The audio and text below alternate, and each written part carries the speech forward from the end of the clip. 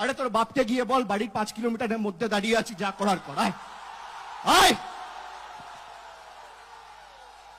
আয়, হিম্মত আছে, হিম্মত আছে।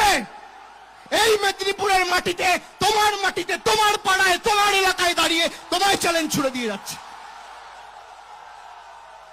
4 আনার নকুলদানা, তার আবার ক্যাশ মেমো।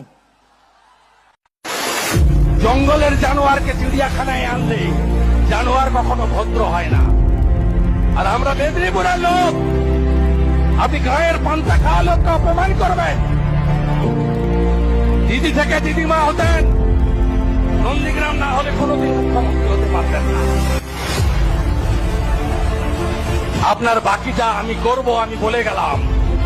আমার নেতা নরেন্দ্র মোদী, আমার আশীর্বাদক অভিভাবক অমিত শাহ, আমি যদি তাদের শিষ্য হয়ে থাকি, সিপিএম এর সূর্য মধ্য গগনে আমি লক্ষণ বাবুকে হারিয়েছি 1,73,000 ভোটে।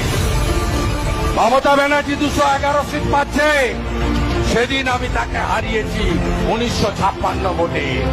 আমি আপনাকে প্রাক্তন করব বলে গেলাম, কেষ্টকে বলেছিলাম কেষ্ট ভিতরে গেছে, বালুকে বলেছিলাম বালু ভিতরে গেছে, শাহজাহান বলেছিল আমার ছাল চামড়া তুলবে, ওর ছাল চামড়া আমরা তুলে নিয়েছি, জেলের ভিতরে গেছে। আজকে বলে গেলাম কুমার জানার মাটিতে দাঁড়িয়ে, বিরাট বাবুর মাটিতে দাঁড়িয়ে বলে গেলাম আপনার ভাইপোকেও জেলে পুরব, জেলে পুরব, জেলে পুরব। আর আপনার ভবিষ্যৎ কালীঘাট মন্দিরের সামনে পাঠিয়ে গিয়ে বসাবো আপনাকে, বলে গেলাম আপনাকে।